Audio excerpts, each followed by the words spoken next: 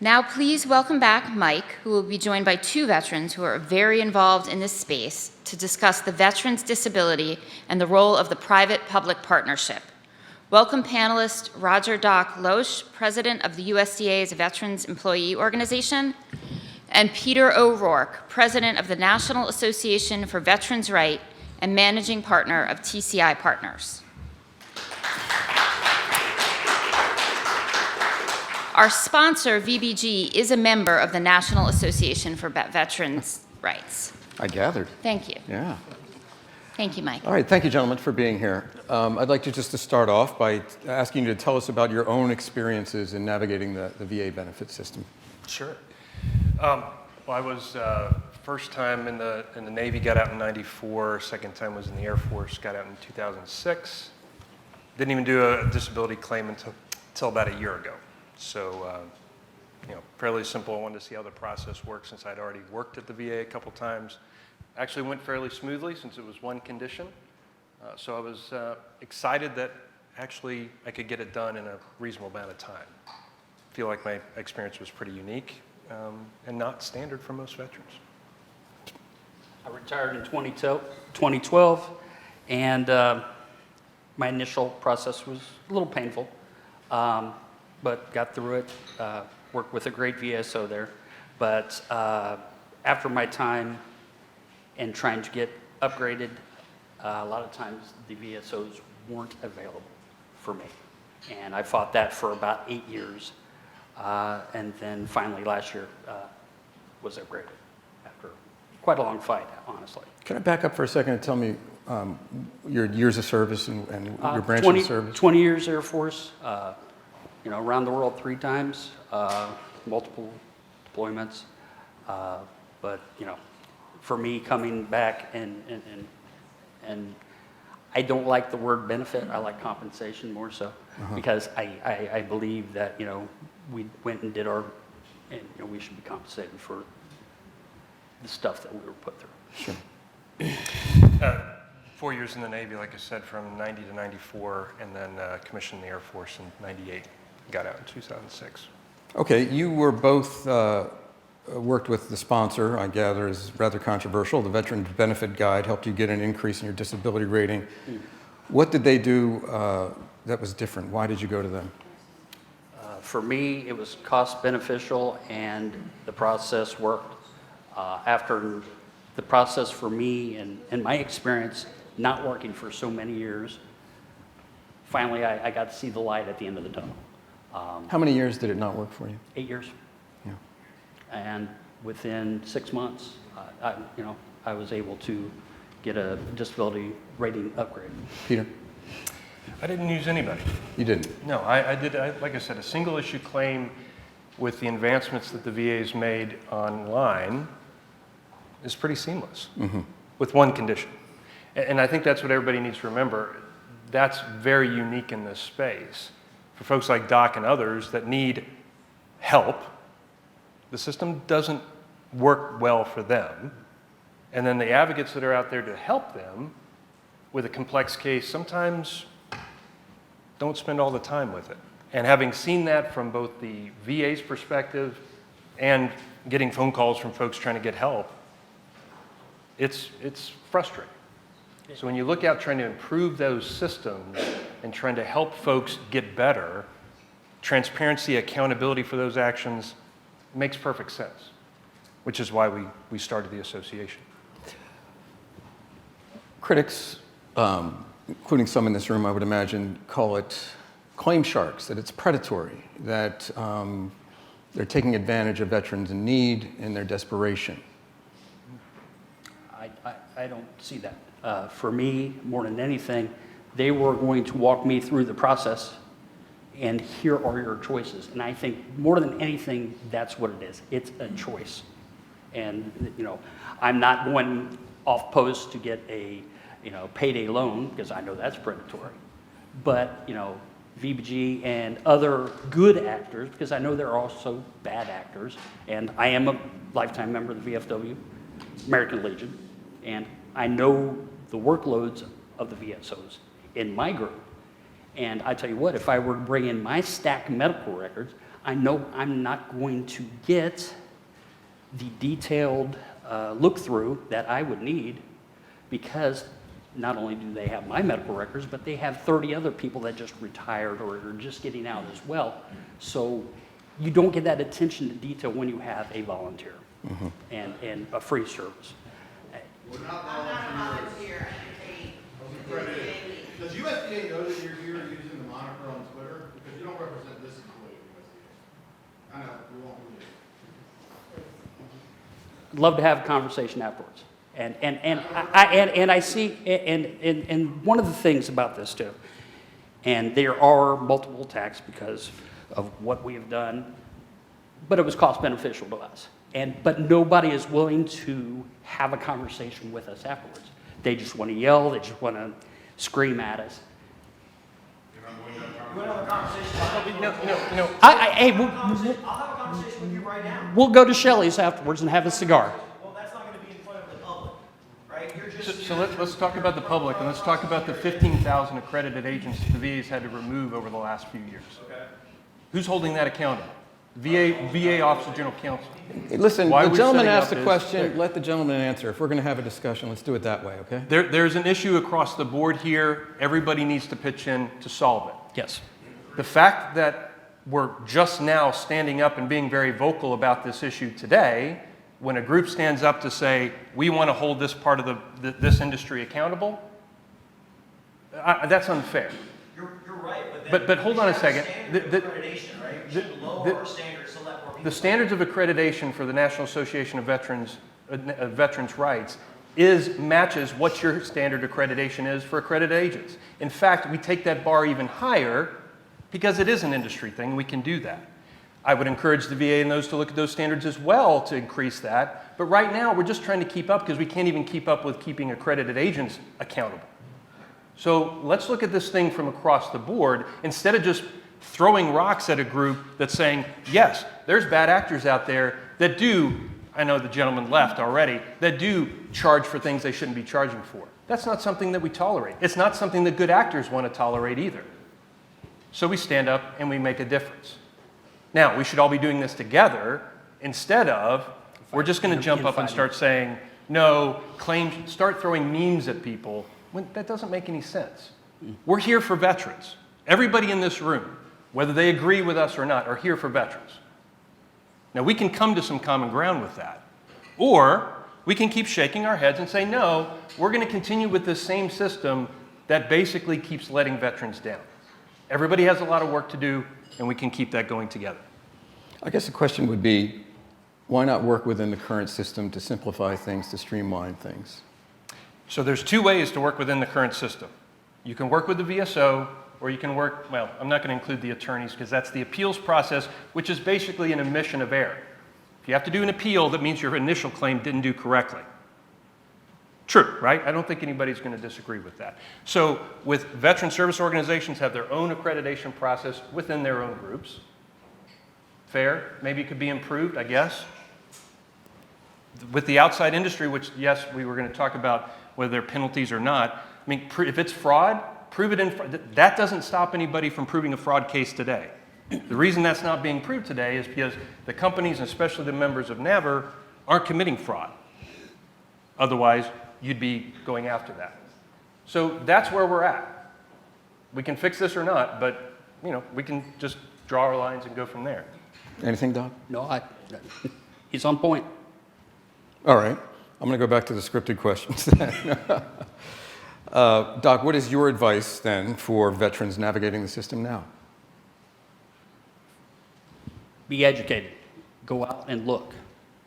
Try to take any path that you can, but find what works for you. Vets don't know what vets don't know. And if we're not here educating one another on everything that's out there, not just this or that, but what are all your options? There are a lot of lost souls out there that aren't getting the compensation that they should be because they don't know how to do it. And I'll be the first to say, go to a VSO. But if that does not work for you, you do have a choice.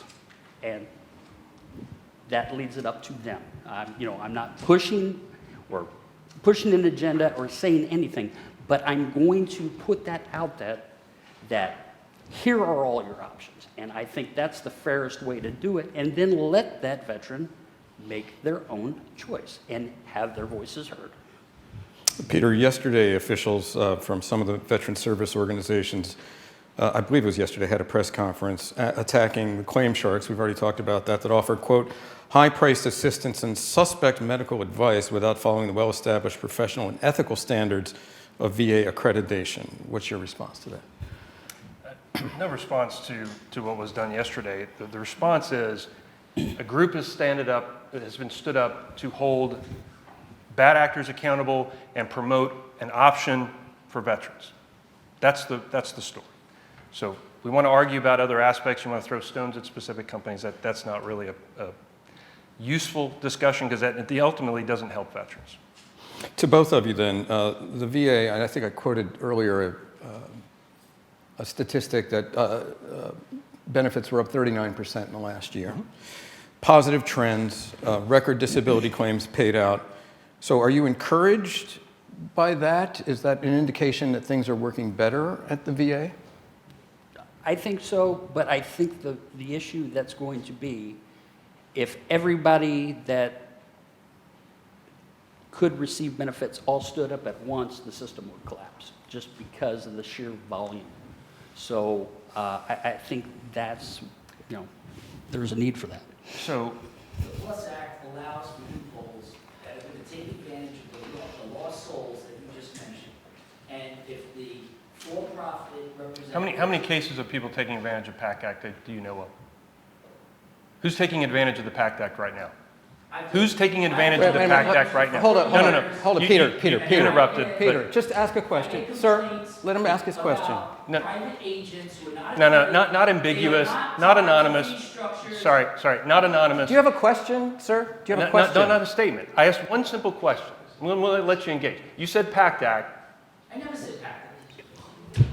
He said Plus Act. Plus Act. Yeah. Oh, sorry. Read the act, you'll see, and I'm sure... Do you have a question, or you What's just your have question? a statement? Do you have a question? My question is, the whole thing is questionable. No, not a That's statement. not a What's the question. question? Here's a question for you.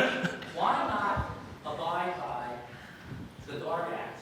The Guard Act isn't law, so let's look at either Why not existing abide statute by the existing or the Plus Act. statute Okay, so finish.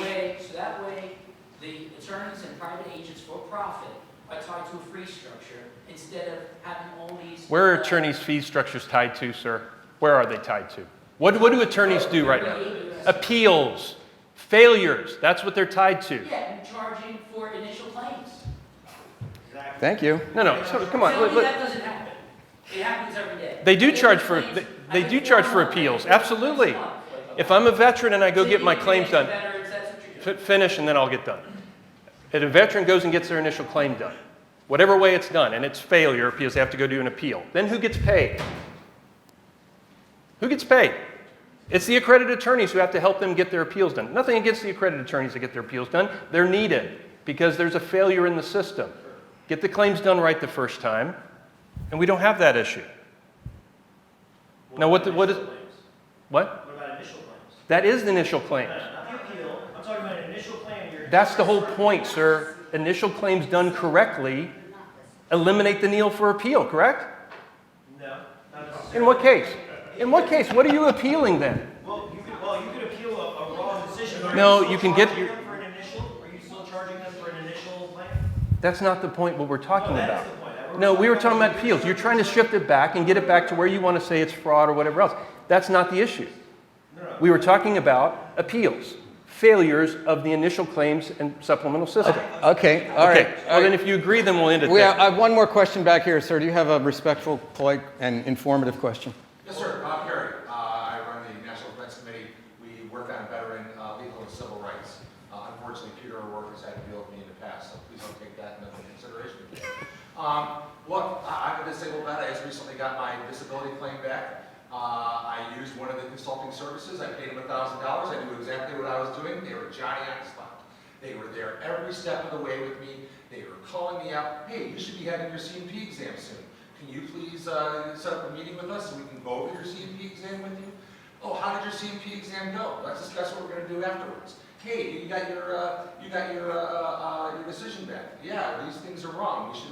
We should ask for a higher level review. Johnny on the spot. I also gave my power of attorney to a major veteran Okay, service. sir, could you ask a question, if you don't mind? Well, I also gave my power of At least one guy attorney to a sings it. veteran organization, and they never contacted me. So the question is, how are we, given the previous speaker and the Sixth Amendment protections, how can the current system provide adequate representation to disabled veterans without being able to go to an attorney or go to a consulting service and not deny them representation in what is essentially an adversarial process? Sir, do you have a professional stake in any of this? I just like to know. Well, yes, I run an organization called the National Defense Committee. We're a 501c4. We've been around since 2003. We work on military and veteran legal and civil rights. Okay, thank you. I'm also the co-chair of the National Military Veterans Alliance. It's an organization of 45, it's a coalition of 45 military and veteran organizations. All right. People in this town know me. I've been involved in this since 2007. I used to run the Federal Voting Assistance Program in the Okay. Department of Defense. So, All right, you're legit. You may not know me, but I'm sorry, I don't, and that's my shortcoming. And- Well, my big thing, and kind of piggybacking on that, I'm not an attorney. I am a broken weapons loader. I don't know how to navigate the system. So I needed help. And I had a choice to get help. So I'm glad these things exist. And I hope they continue to exist. But then again, I hope that these bad actors that we hear so much about and people are screaming about, there needs to be an accreditation. I mean, and we saw that also with, the people using their GI Bill to go to unaccredited colleges. And they kind of nipped that in the bud. So let's just continue to do that process with this as well and not scream about it, not fight about it, because the screaming and fighting is helping no one. It's just noise when we should be together helping veterans help veterans. Period. All right, well, on that note, I think it's appropriate that we're in the National Press Club in the First Amendment Lounge. It's been a lively discussion. Can I add one thing? Yeah, sure. I'll throw this out here because I think at the end here we've had a positive conversation. I'll say for NAVR that we should have an open conversation where we can discuss these things and work on these solutions. Anyone that's willing to do that, I'll hold the forum. And we can get and duke it out. We can talk through this stuff. We can yell and scream, whatever else, until we get to some understanding, even if it's not agreement. There needs to be more conversation, because frankly, when you go back and look at testimony from the VA or from other service providers or from veteran service organizations, we're all over. And we do have a declining population of veterans. We have an increasing population of women veterans. We've got all kinds of issues out there. If we can't come together, even if we have different approaches, and at least agree that we have to focus on helping veterans, giving them choices, giving them options, then frankly, we all get out of this business, hand it over to somebody else. So we'll set up that time to do that. Anybody can reach me at peter.o'rourke@navr.org. We'll have this conversation. We don't have to have it in the press club, but we can have it. And then we can actually communicate, whether it's to Congressman Correa, Bergman, the rest of them, and say, here's what we're thinking. Because right now, we're just throwing stuff at everybody. Veterans are just tuning us out. We know that. Especially the people in this room know that veterans are just tuning us out. And they're moving on with their lives without any concern for the groups that are up here, supposedly advocating for them and doing their best. Let's figure out how to tie back into them, and then maybe we can actually do something positive. All right, well, thank you, gentlemen, very much.